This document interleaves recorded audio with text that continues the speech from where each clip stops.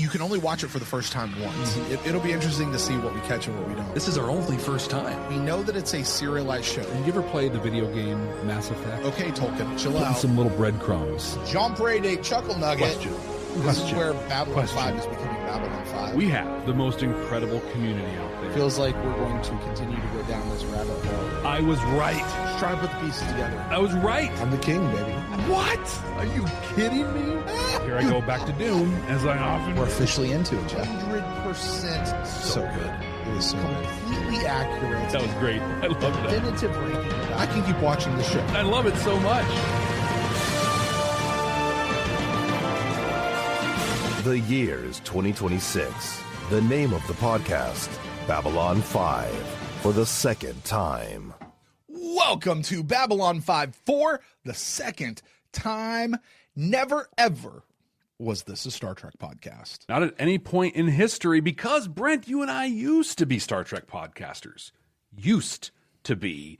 Then we watched Babylon 5 for the first time, and then everything changed. And we're here now watching Babylon 5 for the second time. And do you know why we're watching Babylon 5 for the second time? Why, Jeff? Why are we? Because Babylon 5 is the only show that you get to watch for the first time twice. But you know what we're also doing, though? What? We're searching for those sci-fi messages that JMS hid within, or maybe just ones that you and I pull out. Mm-hmm. That's also fair game, because that's something that sci-fi does better than any other genre out there, is give us messages. It does things like it holds up a mirror to society, which, good Lord, we could have that. It gives us hope that things can be better in the future, or maybe it just tells us how to be better human beings to one another. Now, all that being said, this is Jeff and mine's second time through this show. We had a whole first time that we had no idea what was happening. Like, legit. Jeff and I were in a bubble. We somehow stayed unspoiled, and we made it through. That's not the case this time. And that also means that from this point forward, Jeff and I have fair game to talk about anything from any point in the franchise, any point in the timeline, canonical, extra canonical, it does not matter. It is all fair game for Jeff and I to talk to. So if you have not watched this show for the first time for yourself, please stop the show right now. Trust us, it's better that way. Go do the first time. Babylon 5 for the first time. It's up there. Right there. Yeah, it's right there. It's wherever there. It's there. And that's great for the audio folks. Where? Exactly. What? What are you talking about? Are you guys high? Are you guys having visions? What are you doing? But go check out our first time, because this is going to be full of spoilers. This is your one and only spoiler warning. And let's dive right into those spoilers, Brent, because we're watching Dust to Dust this week. And I remember my first time watching this one, loving this episode. I don't honestly remember a whole lot about it outside of the Jakar vision at the end.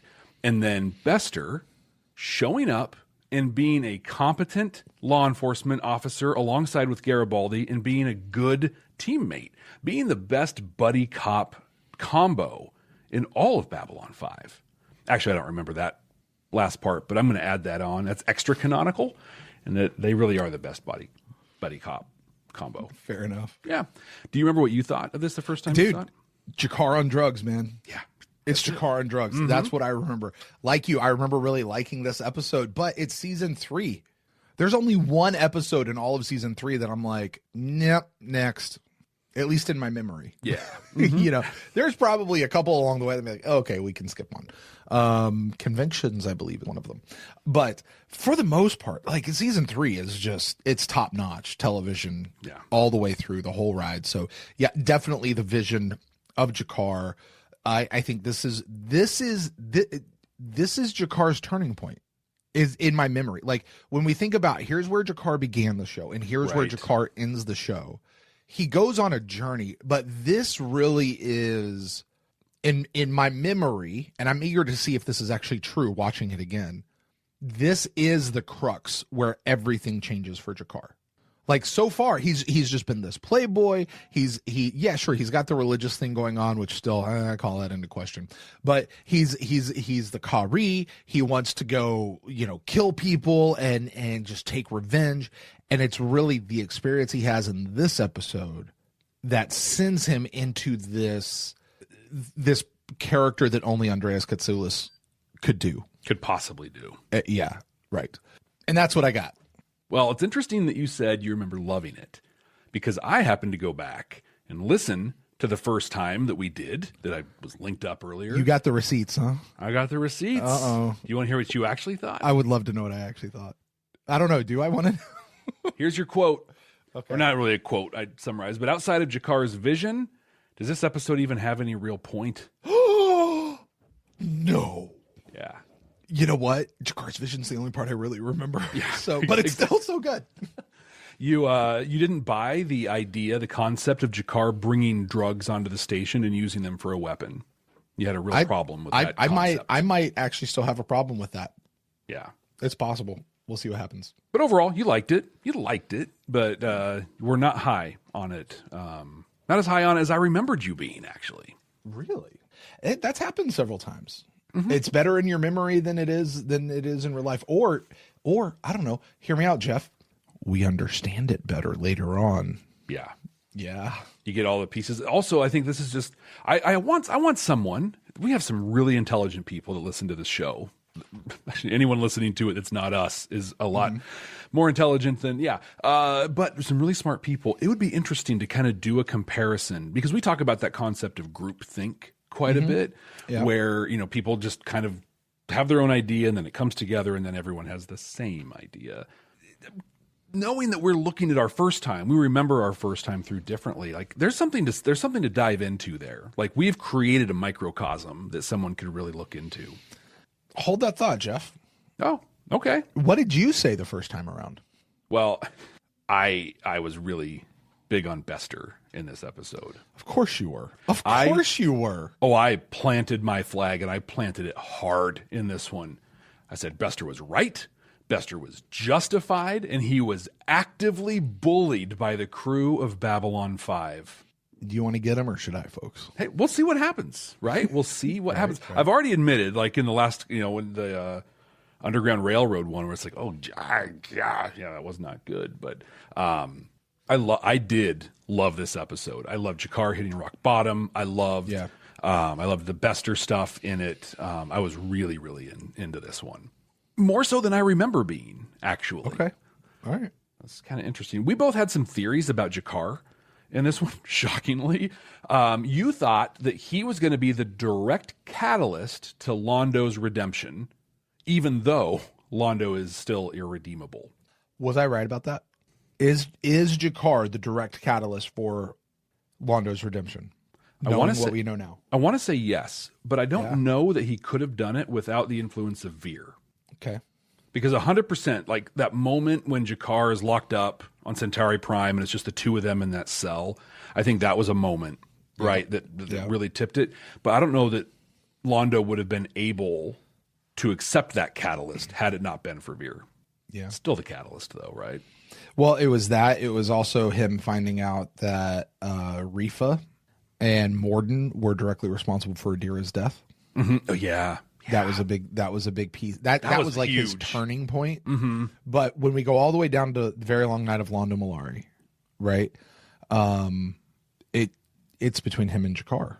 Yeah. Ultimately. I think maybe I was right. We're going to count it. Mine was pretty good too.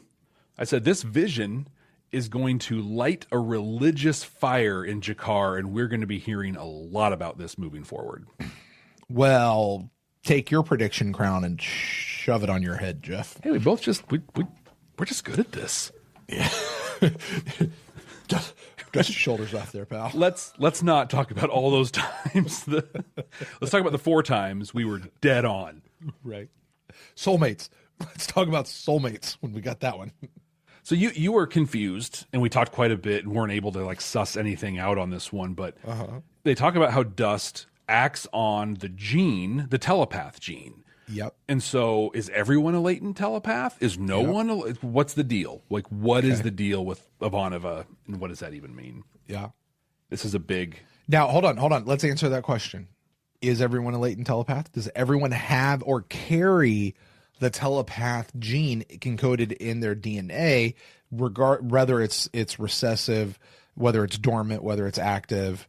or whatever? I don't think And so. I think the answer is yes. I don't. I think the human species carries the telepathic gene, and I think in order for a person to be telepathic, I'm sure it's a recessive gene. Look at me sounding like I know how gene stuff works. Right, but Brent Mendeleev over here or whatever. Yeah, right, right. But I do know certain genes are recessive, and it requires that from both parents to come forward in a child that the telepath gene could potentially exist in everybody. What I know may not mean them may not make them a latent telepath, but they all might possibly have the telepathic gene. What I know from the Psychor trilogy, from the books, is there is a test that they can do that measures if you are or are not a telepath. And so my take on that is absolutely it's in the genetic code. Has it promulgated the human race yet? Probably not. Okay, fair enough. But I don't know. Also, there's telepaths that don't, like they take the test and they don't show as it's not 100%. Sure. This is the episode where we find out Talia was dissected. We're going to debate that on this one.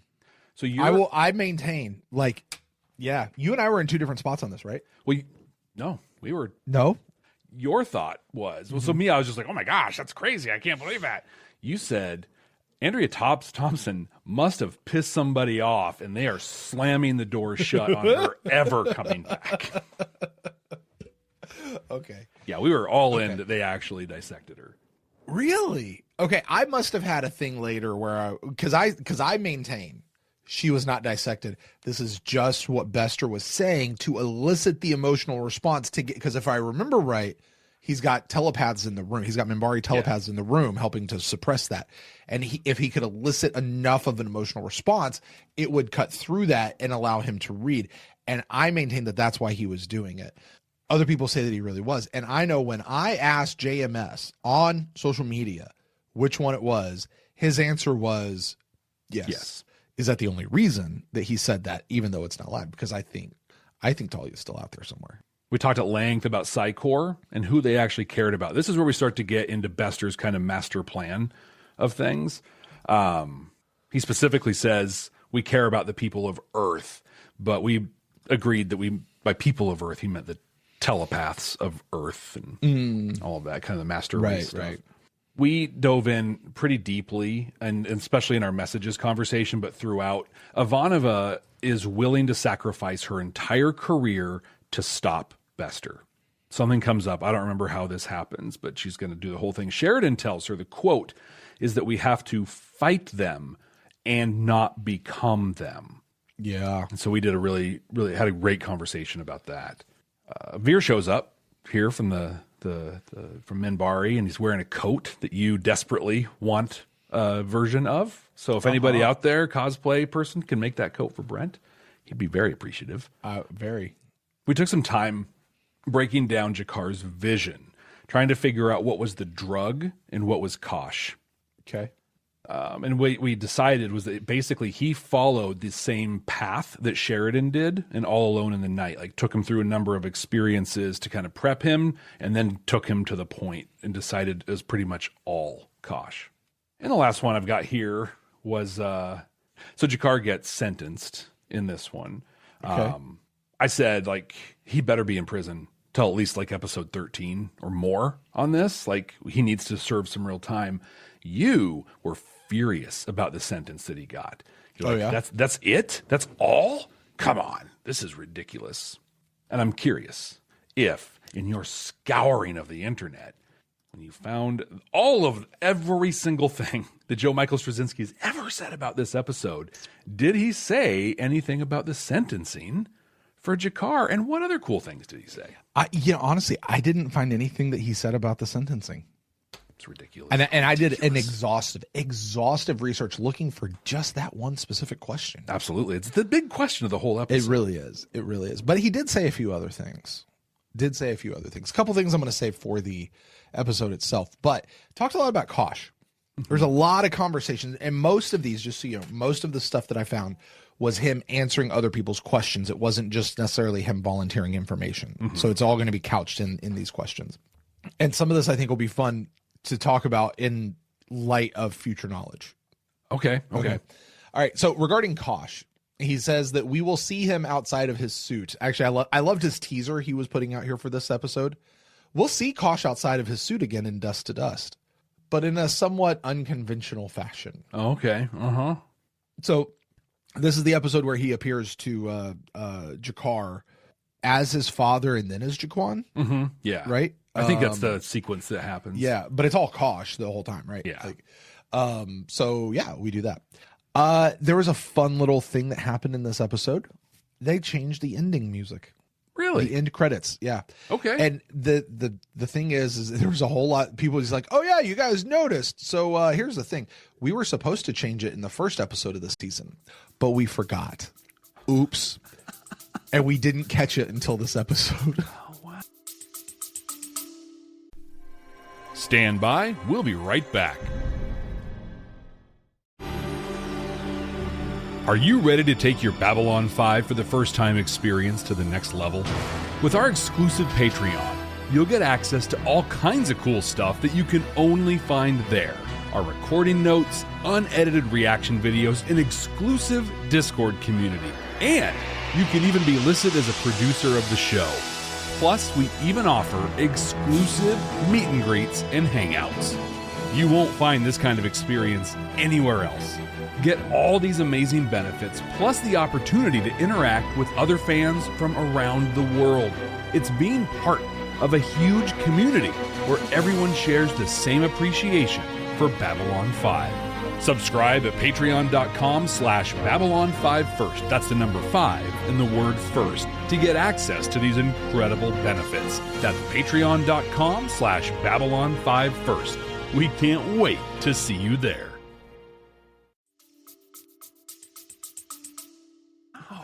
So Hey, that makes sense because the ending music has been the season 1 ending credit. The credits obviously are reflective, but yeah. Yeah. Which let me amend that. They did change it. It's not that they had changed it and they were waiting. They, Christopher Frank, he did the he rescores the intro every time. He meant to have him rescore the ending titles as well, And just didn't. and he forgot to have him do it, so he had to have him do it real quick, and they got it in. It's weird what happens when you are the center point of 100% of everything that happens on a production. Yeah. And why a wise person with lots of experience would be like, yeah, we shouldn't do that. That's a bad idea. Yeah, that's why I think he has said multiple times, never again. I liked this answer that he gave here, though. He goes, why didn't we do the music change in the end credits at the start of the season, you ask? What a silly question. It was all planned, all intentional. It means do not look behind the curtain over here. Don't. Right. Yeah. Right. So you know how JMS has types of episodes that he puts out? Like he has like Wham episodes, right? This one he calls this one what he calls a pretty box episode. Pretty box. Okay. It's a pretty box episode. Have you ever heard him talk about this before? I haven't actually. I hadn't. Here we go. In these types of episodes, this is where he says, I set down the pretty box that is in front of you, and you think you know exactly what it is. You know what the episode is. But then something else entirely jumps out of it into your face. Okay, so it's a pretty box. It's actually a Jack in the Box that is terrifying. Pretty much. And there's more coming here and there's more coming there. And he really likes pretty boxes. He likes those sorts of episodes, which works for a Twilight Zone type guy. Yeah, and works for a guy who started another series where just as it was getting good, we found out there was a pretty box that like a lot of stuff centered around, and now we'll never know. Is that Jeremiah? Crusade. Oh yeah, that one too. Oh. Yeah. He did say, and Jeff, we are. I don't have the clip. I don't have it slowed down. I don't have to do it. So we'll just have to watch it here. And maybe we do something special with it later, but let's watch for it here. He did say this. There's something to notice when you watch Dust to Dust again. I will note this is our again. Yeah. So we get to watch for it here. All right. The montage scene with Londo and Jakar, it only lasts maybe 10 or 12 seconds. But doing that one piece, that one montage piece, took John, I'm guessing John is the editor, and me hours to put together. Go through it frame by frame, and you'll see some of those bits are only 3 or 4 frames long. By the way, do you know how long 1 second of television is? It's 24. Yeah. 24 frames. Yeah. And some of them are only 3 or 4 frames. Yeah, I think it's I don't forget the number, 4, maybe 6 frames essentially. If it's less than that, it's considered subliminal advertising. Interesting. Here's what I know, and this is so weird to me. Here's what I have heard. Okay. Don't Google me, folks. I think I know where you're going, right? With the blank spots? No. Your eye only sees 20. It takes 20 snapshots per second, which is why when you watch something at 24 frames, it looks smooth. Yeah. Right. So because your eye is doing the exact same thing that a video camera is. It's snapshot, but it's doing 20 times per second. When I was a projectionist for a while, and so I'm sorry, audio listeners, I'm going to do some hand movements for the video here, but essentially what happens Jeff has a hand flat in front of his face. Right here. So it's like covering his face. Here's the frame with the picture and the light flashing through it onto the screen. He has a hand going towards the camera. Then there's this like almost fan blade that comes in front of it as it changes, and then the blade moves and the next picture is there. Oh, interesting. So half of the movie you watch is actually a blank screen. Interesting. But you don't see that because between your eyes and your brain and how you interpret the signals that you see, it's what does the smooth. fan blade do? Is that what advances the film? So there's multiple pieces. It's not really a fan blade so much as just it's part of the film advancement mechanism in there. Huh. Yeah. But it goes so fast, it's imperceptible. 24 times a second. Yeah. That's the sound you're hearing. The sound you're hearing. Yeah. Interesting. Yeah. Interesting. That's why, by the way, when you get something that's high frame rate, it looks weird. Because your brain does this paradoxical thing where it's like, that's too smooth. I can't handle that. And so now I'm going to tell you it's weird. Right. It's like, what do they call that? Something smoothing on the TVs now, and it's just like, oh my God, I can't watch this. Yeah, it looks so weird. There was a lot of questions about the Vorlons in this one. Yeah. I am not going to read through them all because we would be here all night long, but I do want to say this. He said this regarding the Vorlons. Now, Jeff, you and I have had lots of conversations about the Vorlons and the Shadows and whether they're good, bad. I have maintained the Vorlons are still the good guys. You have. I have not. You have, though. The Vorlons are still the good guys. You have not, and neither has the entire fandom at large. This is one of those things I'm going to point to and be like, it's because of this. Groupthink is a part of this. Because he's saying, this is what I'm telling you. I'm saying an objective read of what he puts on screen still shows the Vorlons are the good guys. But anyway, here we go. He says this: a person can be sincere and manipulative at the same time, as in Kosh's case. Oh. He is sincere, but still manipulative. If he believes he is right, perhaps he is willing to manipulate anyone towards that goal if it's worth it. I think that makes a lot of sense because what he does to G'Kar, right, is basically gives him the template for here's how you become part of the catalyst of saving the galaxy. Yeah. So this is the good thing I want. Also, I'm going to mess with you in such a way that will change you fundamentally. And he says this: the Vorlons can be very, he puts asterisk around the word, asterisks, astricize, whatever. He put asterisks around the word very. The Vorlons can be very, I love this word, invasive when they want to be, if it suits their purposes. Thus, telepaths. And what we see in today's episode with G'Kar. Right? And Deathwalker. And so many things that we've seen him just, I'm doing this. Right. But see, I would say not Deathwalker. Deathwalker was they did it. Invasive. He goes into G'Kar's mind here. They go into the human genome and the genome of all the races out there to do some stuff. Now that's some shady stuff. Well, I don't know that it's shady on the part of G'Kar. Or even the telepath gene. Hey, here's this really bad thing that's coming to get you. Let me give you something that is at your base level code that will help you fight it. That's not a bad thing in my book. If I go into the woods, right, and I do some psilocybin or some MDMA or something, and I'm having this great time, and someone shows up, and they're like, Jeff, the answer to the universe and everything else is this and this and this, and they happen to be right, that's what I did that stuff for in the first place. Saying. Yeah. Just saying. I could see that. Just saying. But he says there's no Vorlon prime directive.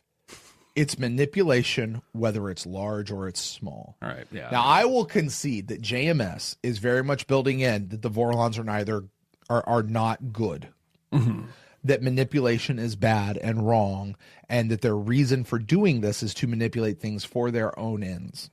And that makes them, if not evil, it does make them not right. Yeah. It makes them not good, right? They lose the good category when they do that. I will concede that that is what JMS is trying to say. I reserve my right to change his opinion as our second watch continues to unfold. That's fair. That's fair. But as I sit right now, I look at the way that the Vorlons did it, and I look at the way that the Shadows did it, and I think the Vorlons' way is the better way, and I think it is the way of helping civilizations go forward, not just leaving them to their own ends, but actually helping them move forward. It is through this way.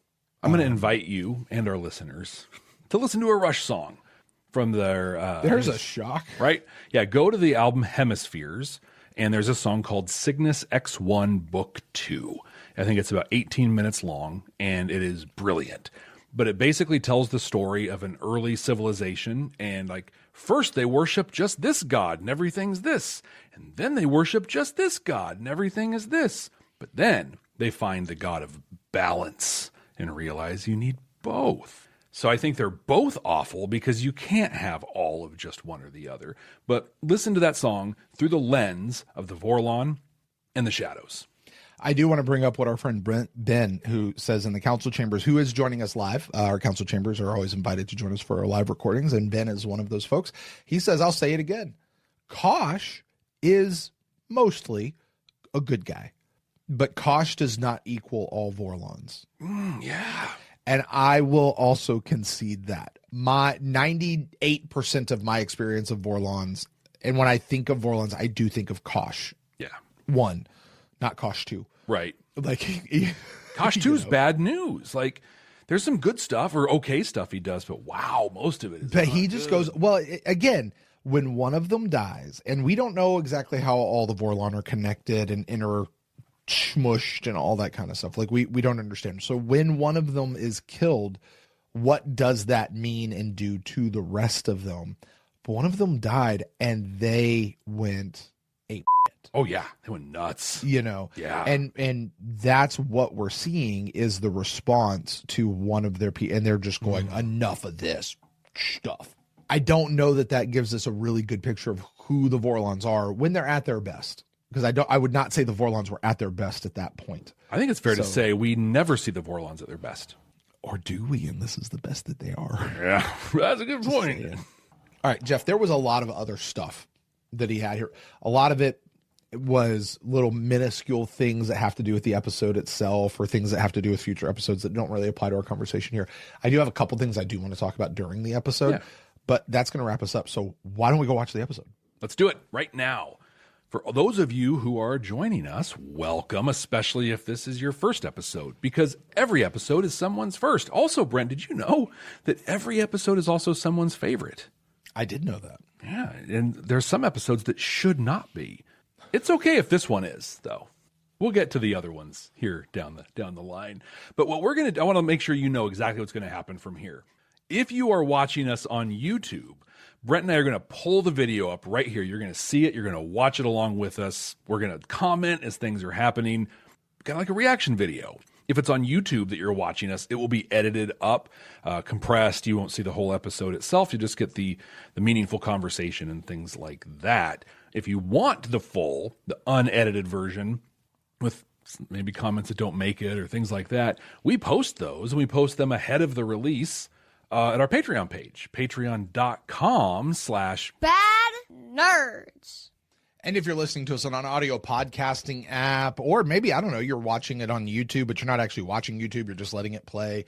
Well, however it is you're consuming this, if it's through audio, Audible, you could be listening to us on Audible because we're there as well. Basically, you're just going to catch the audio of that YouTube version because we're going to have some conversations in the middle of that. We don't want you guys to miss those conversations, and it wouldn't be as good if we tried to rehash them again at the end, because we will have already had that conversation. So we'll let you in. You'll join us for that. And certainly on the other side, we will dive into any new messages and all that sort of stuff that we have. So, Jeff, Let's go watch an episode. Let's go. Accessing file. Look, I'm not taking this down. You want me to report this? Is that what you want? Because I can do that. I didn't do anything wrong. Oh, Captain, good. What rules? Well, you saw the news. Clark helped assassinate Santiago. People want to express their feelings about it. Oh, back in the old days, Brent, when we went on a social media site that shall not be named, because I'll say regardless of your political thing, that place has just become a cesspool and it's garbage. But it used to be a pretty great, not great. It used to be a pretty okay place. But we used to make some cool stuff and share it there. When we get to Voices of Resistance in a while, right? Voice of the Resistance with Ivanova, and they have like the little screen that comes up and it's just some ridiculous stuff we talked about. There's a picture out there you can find. I want to take this one. It's just the Ghostbusters red line over Clark. Like, no, Clark bad. Clark bad. I also am struck by how there's no like swear words on this It's because an opinion. The Senate hearings back home. nowadays, all of our protest signs have swear words on them. I mean, that's what it is. So maybe we actually evolve past that when we get to Babylon 5 times. Hey, by the way, I'm gonna talk about our first message here. Oh, yeah. The man goes, "It's sedition," and he goes, "It's an opinion." Yeah. An opinion is not sedition. Right. We need to know what sedition really is. Sedition is not disagreeing with the one who is in charge, or saying that you don't like the one who is in charge, or making fun of one who is in charge, or any of those things. That is not sedition. And that includes, by the way, people who are actually inside the government itself and a part of the government. It is an opinion, or it's a joke, or whatever. It is, opinions are not sedition. I would go so far as to say that is the ability to disagree and make jokes and do whatever is a foundational piece of why the United States was founded. Yeah. And if you have questions about that, just ask King George about that. Yeah. Yeah. And why that is, which, by the way, we took a big chunk of how our thing is done, not only from the Greeks and the Romans, but also even from the Native Americans. And so this is something that has, and we have, I would like to say this idea has propagated throughout much of the world. Mm-hmm. That free speech is this is the thing, great. Right? Yeah. I'd much rather somebody say the thing than do the thing most of the time. Right. Well, you know, literally Eminem's entire defense for all the crap that he says is he's like, I'm not doing it. He has a whole song where he's like, if I did the stuff I said, that'd be crazy. Yeah. I'm just saying it. Anyway, let's get back to this. Decide if it's true or not. It's an attack on the presidency. The Ministry of Peace Isn't here. Aren't you late for a Bund meeting or something? I'm in pursuit of an individual who's a danger to your station, Earth, and the Psi Corps. Well, that's two legitimate things to worry about.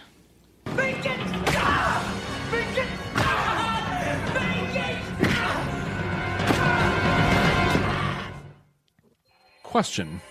The Babylon Project was... Would you call that happening on the station a danger to the people and the station? Yes. So Bester's right. I can't help but notice the turning of the face versus the not turning of the face anymore. Right? That was really good insight. Look, why'd Veer turn his face?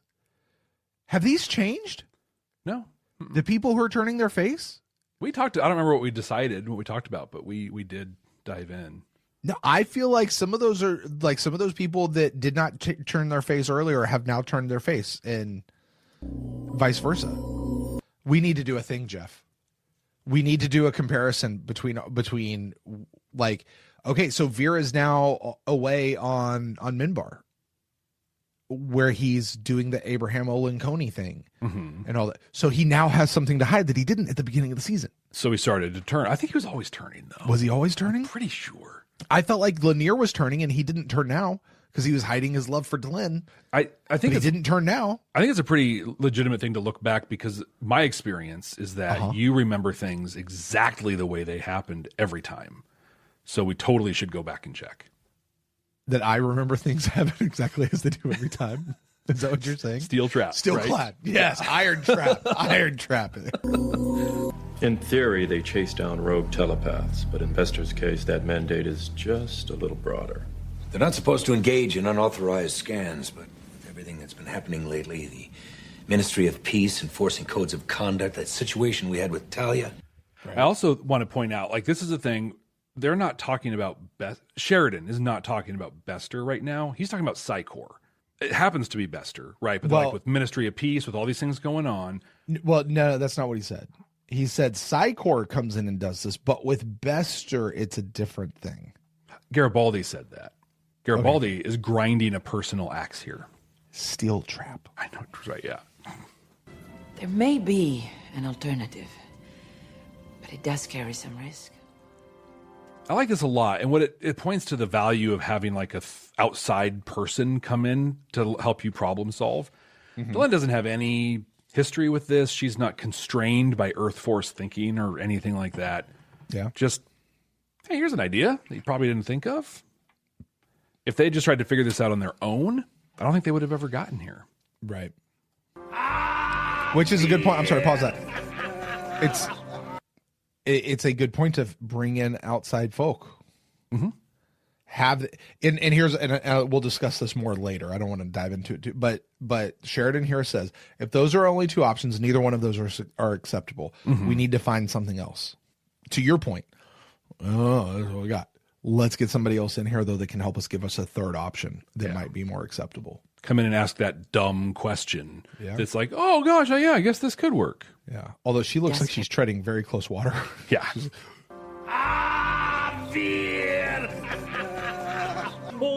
I do quite love this jacket. Really? Oh, this cosplay.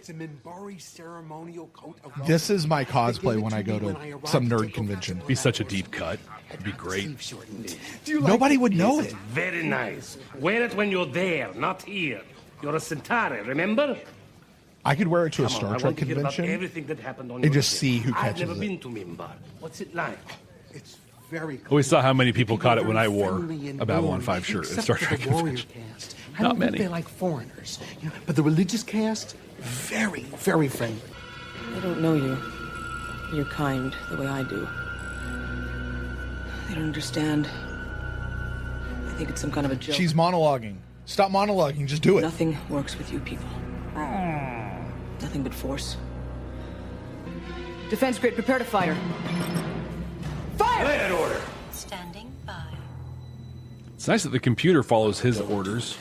Don't throw your career away on this. What am I supposed to do? Fight them without becoming them. We talk about it at length in the first time, so I'm not going to dive into it, but just, oh my God. If the world could accept that, fight them without becoming them, we'd live in such a different place. Right. These are Mimbari telepaths. Nothing like a level playing field to ruin a Psychops day. Am I right, Mr. Bester? I deeply respect Sheridan just naming it and calling it. There's no sneakiness. There's no nothing. He's just like, you're a snake. I'm treating you like a snake. Okay. I'm going to put your thing to the challenge here, Jeff. Okay. The last time Sheridan, specifically Sheridan, came face to face with Bester, what happened? That was the Underground Railroad. Yep. And he and Franklin showed up and were aware that the blips did their little mind thing with him. And so he understands that, like, he's a horrible guy. Right. And he is aware of the image or whatever that Talia put into his mind. Yes. And he is aware that when Bester left the station last time, he walked out believing he had shot and killed the entire room full of blips. And was okay doing it. And he was okay doing it and allowing it to be covered up.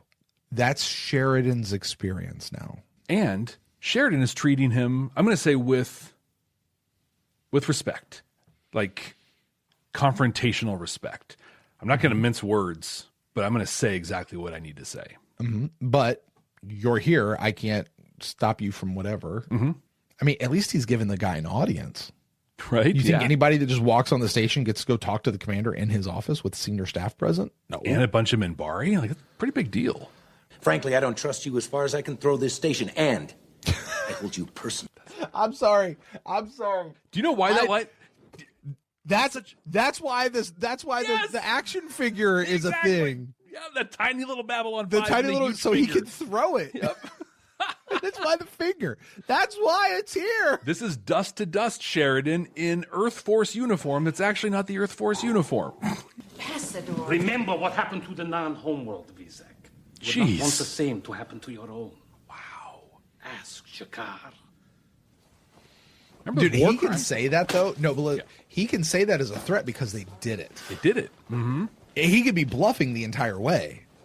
Sometimes I think maybe Londo could use a visit there. I think it would do him good. You know, I think this only feeds into the idea that the Minbari really are the good folk. Like they're supposed to be the good guys out there. Like Veer is all like whatever, and he is just thriving on Minbar. Yeah. Because he's a good person, and good people thrive in good situations. I think specifically religious casts, Minbari, are supposed to be that. Because he badmouths the warrior. Well, he calls the warrior caste what they are when he comes on. Question. What is this episode right now? It's the pretty box. What is the box JMS is setting in front of us that we just know what this episode is going to be? Oh, at this point, we've got the telepath story, and then we've got the Drazi Centauri thing. Yeah. Yeah. It's standing up to Bester. Mm-hmm. There we go. That's Bester and Londo. They're the bad guys of the episode. Yeah. And is preparing to sell mass quantities of dust to foreign governments to be used as weapons. Think about it, Mr. Garibaldi. So at this point, he has no evidence for that. Do you know anyone here who might have an interest in buying weapons that can't be seen or traced until it's too late? Packet contains more than you hoped for. You can go now, Mr. You know, I'm pretty sure genetics would put out there that there have been some Narn telepaths over the years. Right. Mm-hmm. Whether they knew that that's what they were or not, or that Narn, like, they would not have been strong, but somebody would have been. You'd had a few. You would have had. They might have been very, very rare, but there would have been a few. Yeah, I think you're right. Just if you're still carrying the gene. I want to play a little fantasy casting with you right now. Ooh. So I like this game. We can take two characters, two special guest stars within Babylon 5, this guy, Lindstrom, and anyone else that's been a guest star, and swap them. Mm-hmm. Who would you swap him with? Is there a correct answer to this question? There is. Jeff? Yeah, there is. Okay. Is it Stoner? Mm-mm. I thought that'd be kind of just the Stoner. Is it the Bull guy from Night Court? Bull from Night Court? Nope. Who is it? Bryan Cranston. Oh. Right? Just, I mean, you can substitute anybody for Bryan Cranston and that's going to win. Right. So, but yeah, I mean, at this point we had no idea, but it'd be like, then it'd totally be the pre-Breaking Bad. Dylan says McGrath. Oh yeah. Dude, we know what happened in McGrath, Jeff. We know what happened. The puppet is sitting in the closet. That's ridiculous. Save McGrath. Product has never been tested on Narns. There's dangers all around us. And whether you like us or not, we may be all that stands between you and the abyss. That is Bester's raison d'etre. Yeah.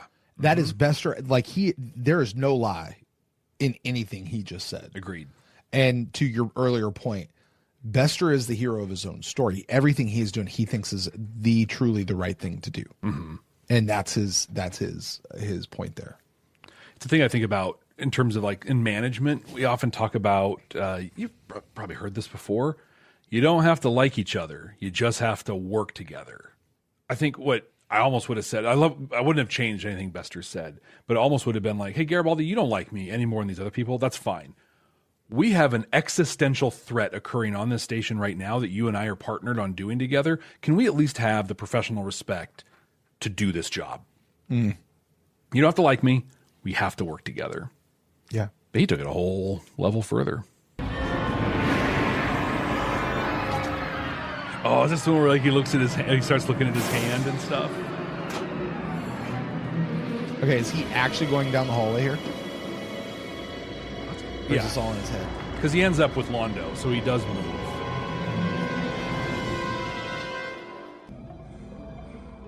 Just a little PSA for people. You're going to do hardcore hallucinogens, don't do them alone. Not if you're inexperienced.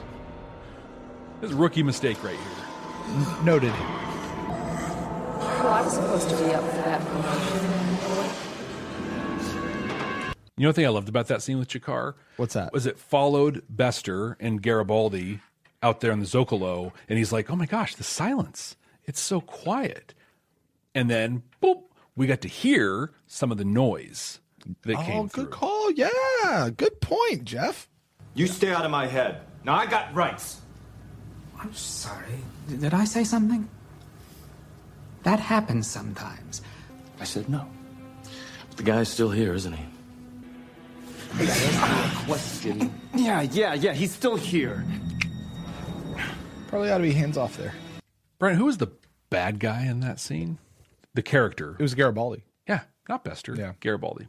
Garibaldi played into the good cop, bad cop thing. And he did. The moment he put his hands on him. Yeah. Bester had a card, and he played the card, and he did it masterfully.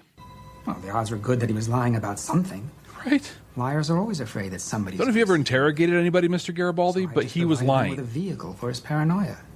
The badge and the uniform do have certain advantages. You like intimidation?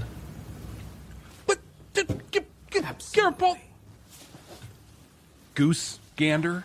Just like your badge and your uniform. Bester's making a very good point, and he's not wrong. And I'll call it out. Garibaldi was wrong to touch that guy. I didn't have a problem with anything else that he did, but as soon as he grabbed him and jinked him back and all that sort of stuff, no good. But there was a question that was asked to JMS about this scene, Jeff. Oh, okay. If Garibaldi knew that Bester was drugged, then why did he suspect Bester of reading the smuggler? You're not supposed to be able to do that, but I just saw you do that. Yeah. So WTF, mate. Now, JMS's response, though. He says, it came from the fact that Garibaldi doesn't trust anything about Bester, and that it's not totally out of the realm of possibility for Bester to have found some way to defeat the drug. I think that's what you and I just said, only with more words. If not, then his line was basically another way of saying, what the are you doing, and why are you doing it, and why the hell didn't you tell me you were going to do this before pulling it? Because if we're going to be buddy cops... Yeah, we need to know these things. We gotta do this beforehand, right? I would just say that whole scene was just Bester telling Garibaldi, I'm better at this job than you. That scene was Bester showing he doesn't need the telepath stuff to do what Bester does best. Yeah. What Bester does best. Yes. Oh, What did you Darth drop Vader's now, in. VR. The dropping of the glass. Whoa! Right. That's about as good as pain. Just, whoa! Frankly, that whole scene was pretty camp. That was I was sitting there thinking, for as much accolades as we give Peter and Andreas, that one Not the top for them. If you're not a Babylon 5 fan and you're just tuning in and that's the scene you see, and you see the makeup and you see the hair and you see that right there, you're going, no, I'm out. Yeah.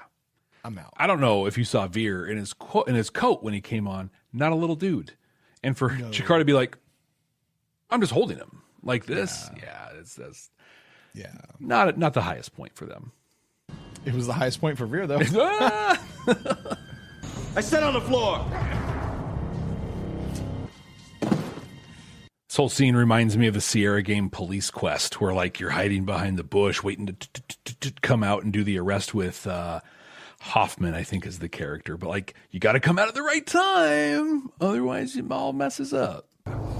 Dude, Londo got jacked, man. We skipped a good chunk of just whooping. Yeah. Honestly, Londo needs this ass kicking. He really did. Yeah. I'm not saying he should have put his hands on him, but Londo kind of deserved it. I love his whimpering, too. He's just... Oh, yeah. When I was in pro wrestling, I worked as a manager for a while, so I worked with the bad guys and stuff. And I learned you can't always win as the bad guy. Like, you have to give the crowd, you have to give them a win from time to time. Otherwise, you just become hated and no one cares anymore. And so I remember one of the things is after a couple shows, I would have the good guys throw me out of the ring. I'd fall, like down to the mat. And then I'd just like pick somebody in the audience and I'd just look at him and I'd be like, stop looking at her, and cry like and whimper like a little wimp, and give them that whole like, oh look, he's an idiot, he could be beaten. It's kind of like what Londo's doing now, where you're just like, yeah, whimper, you little. In other words, the position is really little more than what, a joke? Yes. Yes. And I remember this conversation. Yeah, I'm sorry, Londo. Set so much of a foundation for the character. What have you done? Only what you asked me to do. You had a problem with Quadrant 37, we took care of it for you. Yes, but you killed 10,000 And nuns. just like that, we were in a clip show. Yep. But it's not a clip show. Why don't you eliminate the entire non-homeworld while you're at it? One thing at a time, Ambassador. Here's the thing. One thing. Londo clearly wasn't serious about that. Right. It was you. No, it wasn't. No. That's like me being like, just give me all 31 flavors. It's your fault I can't decide anything. Neuron by neuron! All of it, Monari! All of it! Very much making up for that campy acting earlier. This is the scene. Yeah, and we need to pay attention to this.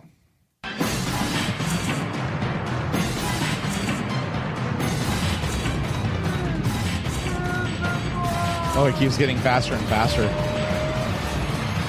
It is enough. Interesting. So that I can 100% corroborate that took hours to make happen. Get it right on the beat and everything. And, to find the photo, pull the photo. I am who I have always been. Okay, I have a question. Too late for you. So this is Kosh. Yes. Okay. How does he know that dude's tripping? How does he... Was he walking by in the hall and he saw something going on and is like, dude, I need to intervene there? Is there a sixth sense that somebody's on a trip and you got to go spirit walk them? Like, what's happening? I don't understand why Kosh is suddenly... I can understand why he's pushing himself in. I can understand all of that, but how did he know? Mm-hmm. Why was this the opportunity he chose to take? Like, where's caution? Why is caution all this? Because he comes out of left field on this one. Yeah, like you'd never see him coming. My theory is that we got a seed planted that told us earlier when, again, Garibaldi and Bester on the Zocalo, and it's like, oh my gosh, it's so quiet. It would be like seeing with only one eye or working with only one hand or something like that. So you have this constant noise. Kosh basically probably can just like sense the psychic energy happening. And he's like, there's a disturbance in the force. Right. Essentially. And then he's like, oh God, it's G'Kar. Here's my moment. If we are a dying people, then let us die with honor by helping the others as no one else can.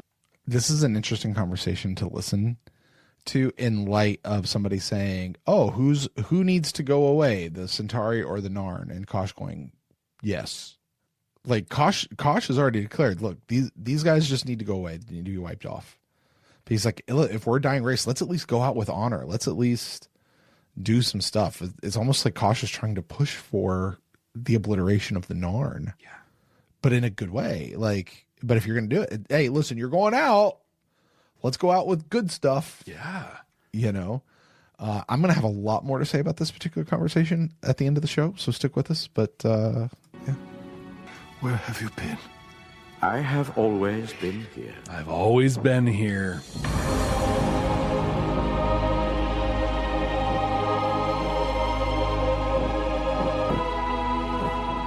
Now, all of this is happening in G'Kar's mind in a trip. Yeah. In a telepathic moment. Mm-hmm. Ego death. We need to write this down on our thing. An audio podcast topic of comparing what Jaquan/Kosh said to G'Kar here and how what this did physically changed what he did in the story going forward. Use and purchase of prohibited material. How do you plead? Guilty, Your Honor. G'Kar is very Teal'c in this moment. Sure. In my book, that constitutes premeditation. Makes sense. Since there are no outstanding points to be contested, and the plea... G'Kar's like, oh yeah, man, I've been thinking about this for a long time. He has been entered for a period of no less than 60 days. That's really short for what he did. Like, way short. They are seeing the value in your position. It should never be a joke to them, Veer. Never let them think that. I wish in this episode, in the moments when Veer was talking to Delenn and Lanier, and in this conversation here, they dropped hints that he was doing the Abraham Lincoln stuff. It's little things like, no, I have very important work to get to. Oh, no, there's some time, just whatever that pointed to it, but... Yeah. I hope you don't mind the rush to get you off station, Mr. Bester, but the doc says that injection's going to wear off soon. And, well, you know how it is. I do indeed. Everyone, pay attention to this scene. Notice what Bester says, and notice who is and is not around him when he says it. Because right, let's take a note. Sheridan is not there. Doesn't look like the Memari are there. They might be back there though. Just watch the whole thing. There. Yep, watch through the whole thing here. All right. What I'm going to say, just real quick, is like every time I'm like, "Hey, look at this from this." No, they said this thing and dusted up. Pay attention. Pay attention. What it's worth, Mr. Garibaldi, I enjoyed working with you. We made a good team. Perhaps we'll do it again sometime. Not a chance. Hey, Bester, above board. Okay. Okay. No one's there. This is Koenig right there. I tried to send to you, but I couldn't get through. Doesn't matter. We'll finish our business here later. You know... Give her a kiss, Walt. I said all along this whole dust idea wasn't going to work. We spent 5 years developing this stuff, tying it into latent genes. And it hasn't produced one telepath of acceptable strength among the normal population. Oh well, at least we got it out of the hands of aliens and back among the humans, where it belongs. They made a point of clearing the area before he said that. So I want to be crystal clear when I say this so there's no misunderstandings. Bester is a piece of garbage and a terrible human being. And most of the people on Babylon 5 do not know that to the extent that they treat, like, it is not commensurate the way they are treating him with what they have seen. We are fighting to save one another. And some of us must be sacrificed if all are to be saved.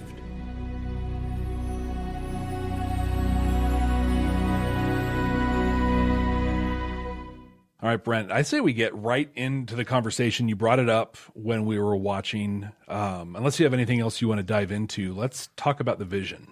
I particularly liked this line. It no longer matters who started it. It only matters who is suffering. Our friend Ben actually gave us the full quote. He says, the Centauri started it. And he's like, and will you continue until there are no more Narns and no more Centauri? If both sides are dead, no one will care which side deserves the blame. It no longer matters who started it, G'Kar. It only matters who is suffering. I find this to be an incredibly interesting statement from a Vorlon, specifically from a Vorlon. Yeah. Given what we know of the Shadow Vorlon conflict. Oh, okay. That it doesn't matter, because that's the whole thing with the Shadows and Vorlons. They don't remember why they're fighting. They don't remember who started it. They don't remember. They all they know is they're just going for their way, and they've got to do. They have to be against the other people because they're against the other people. Yeah, you do this, we do that. You're wrong. And in the meantime, most of us are suffering. And I don't. Is that fair to say? Okay, we're suffering.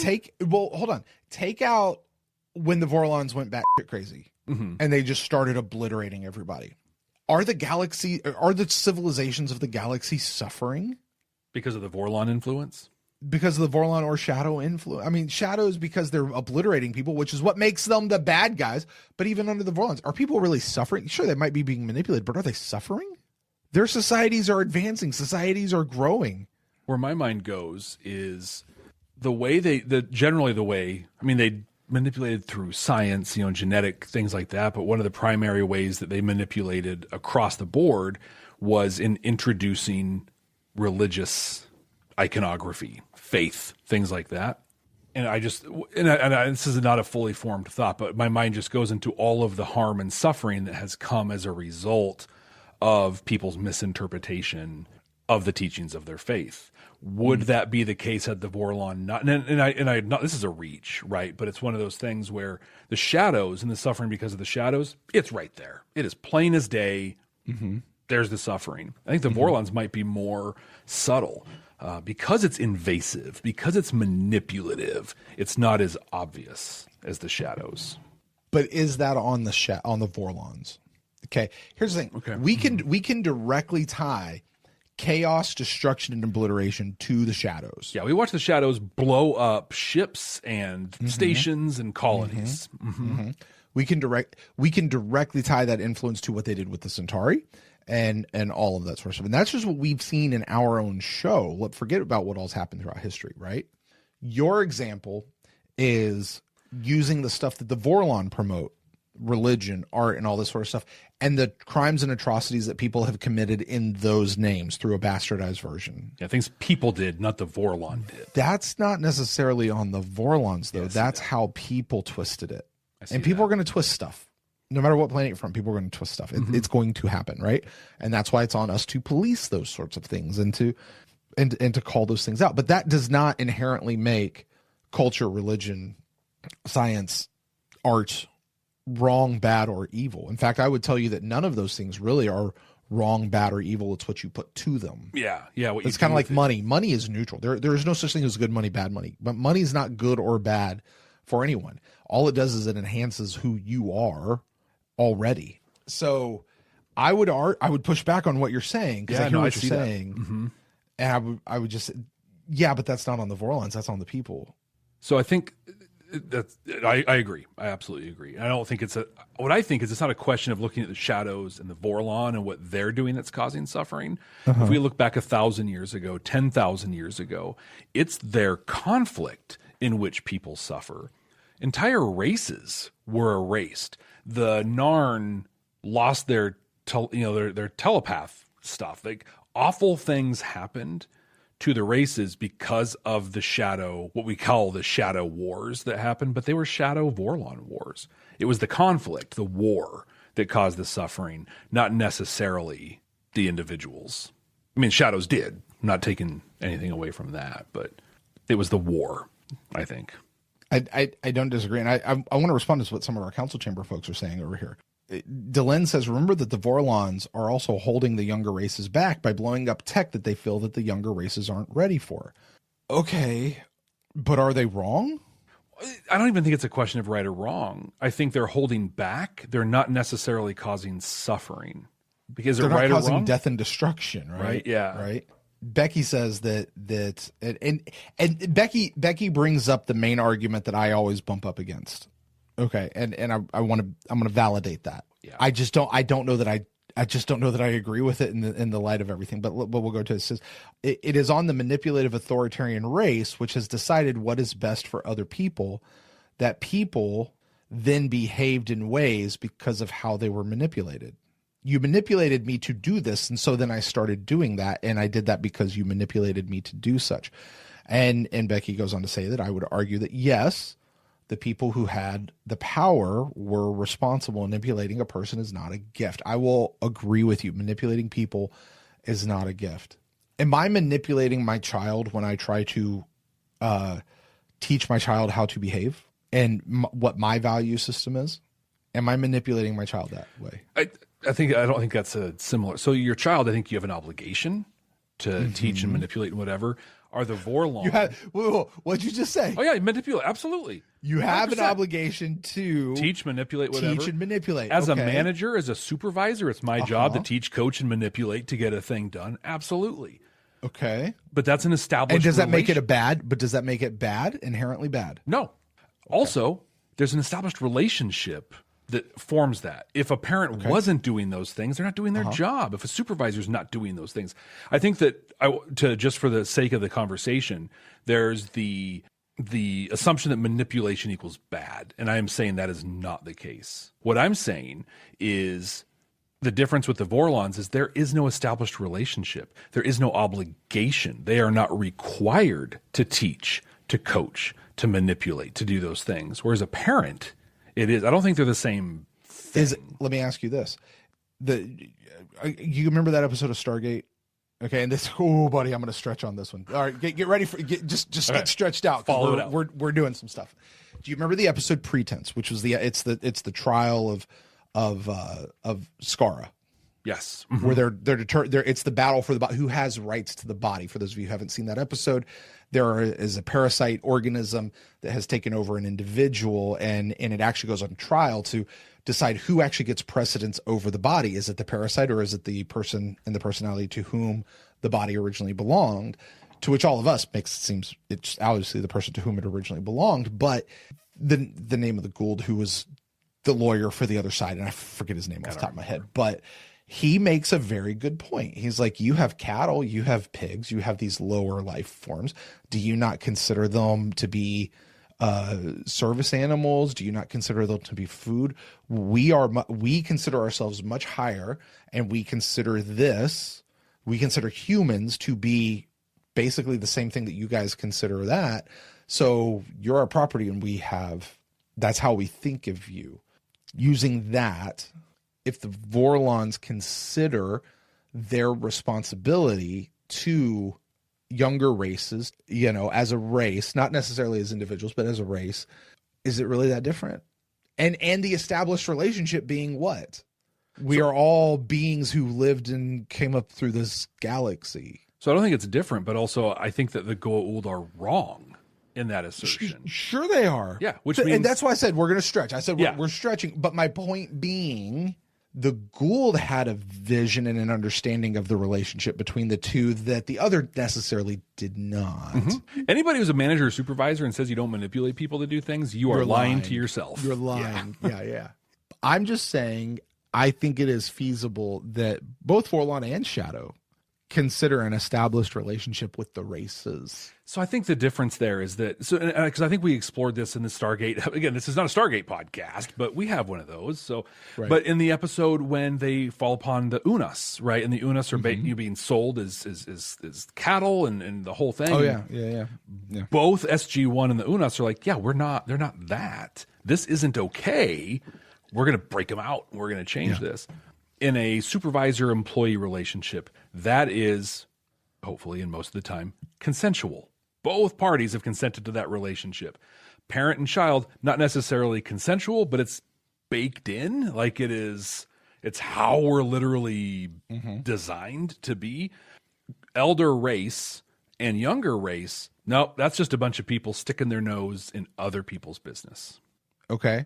And the Vorlon and Shadows, they're fighting, and if it's all about them, is due solely to the fact of they don't know who they started it. They really don't even know why they're doing it, and people are suffering because of it. Mm-hmm. And the fact we're saying this now is like, hello. Yeah. To quote John Sheridan, it's like giants playing in our playground. Well, Brent, this episode was very rich with a lot to talk about. Clearly, there's a lot of stuff we left on the table and more diving in we can do. Stuff that we're probably not even qualified necessarily to go in. That's a great thing about so many Babylon 5 episodes is, there's a lot of deep diving that you can do in difficult conversations, but our time for conversation has ended, and it's time to put our money where our mouth is. Brent, we are creating the completely accurate, 100% objective ranking of all the episodes of the third season of Babylon 5 as we watch it for the second time. This is on you to rank this week. We currently have 5 episodes ranked. This will be our 6th. In 5th place, we have Convictions. 4th is Matters of Honor. Started the season off with that. 3, A Day in the Strife. Number 2, Voices of Authority. And in the top spot currently, we'll see if it stays or not, is Passing Through Gethsemane. Brent, where do you place Dust to Dust? Jeff, you might not like me. Because the dogs keep barking? Yeah. It's getting bigger. Here's the thing. Our number 1 episode is Passing Through Gethsemane. right now, yeah. Fantastic episode. Not untouchable, though. Very true. I'm going to tell you, this is ostensibly better than Passing It Through Gethsemane. This is a better episode than that episode. That episode maintained its place on our first watch much higher for a much longer time than it really had any right to. It's a phenomenal episode in terms of messaging and what it says and where it's going. But as an episode of television, as an executed deal, this is a far better episode. This, and given the ranking, I don't have to look further than that. This is our new #1 episode on the season. Brent, I don't disagree. In our initial first-time ranking, these two were very close to each other. Dust to Dust landed at number 11. We actually talked about this last week because you had a prediction that it won't rank very high, or it'll be in the bottom half. Well, it's at the bottom of the top half. Passing Through Gethsemane came in at number 9 on our first watch. And to me, that makes a lot of sense because this episode's fantastic, but like many we have watched, so much more nuance and so many more layers because this is our second time viewing. And so with that, Brent, that's Dust to Dust. We're done. Next week, we're watching an episode called Exogenesis. Oh, I know this episode. Yeah. Oh, I remember this episode. We have thoughts on this one, and I'm really excited to dive into this one for a second time. When we watched this the first time, we played a game where we predicted what the episode was going to be about based on the title alone. Do you remember what your prediction was? Oh, man. Yes, I do. This episode was, I said bugs. Exoskeleton. Right. You think of bugs. Genesis is the beginning. Okay. So I said there's something in this universe that looks very much like bugs. Oh, okay. Those shadow ships. This is the origin of the shadow ships specifically, is what I said. God, that'd be a good episode. What'd you say?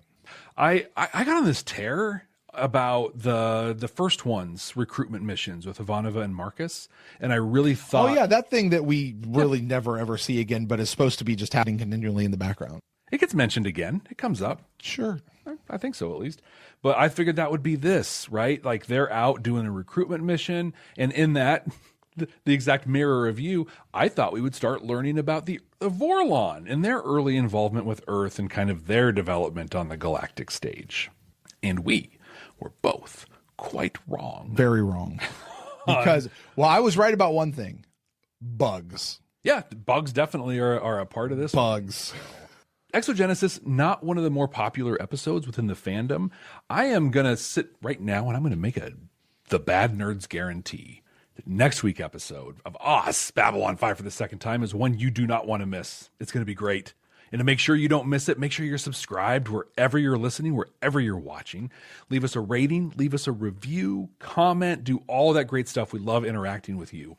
We've mentioned it during the discussion itself, but our Council Chambers subscribers are invited to all of our recordings. We also get to hang out from time to time. It's awesome. One of my favorite things to do. If you want to be a part of that or just have access to all of the cool content that exists on our Patreon page, click the link in the show notes, join our Patreon. Be great to have you a part of that community. If that's not on the cards for you and you still want to help us out and support the show, share it. Share this show with somebody who might enjoy it as much as you do or even more. So until next week, we're going to start talking about bugs and all kinds of cool stuff. So I'm going to wrap up. Hey, Jeff. Yeah. What's up, Brent? Okay. So Talia's dissection. We got to go back through. No. this. Yes. If we are going to talk here at the end, you're going to tell us the Chicky story. It's more involved than the time we have right now. So we'll have to push that off for another week. Okay. Are you serious? Yeah. I mean, we're not some deep space franchise. This station is about something.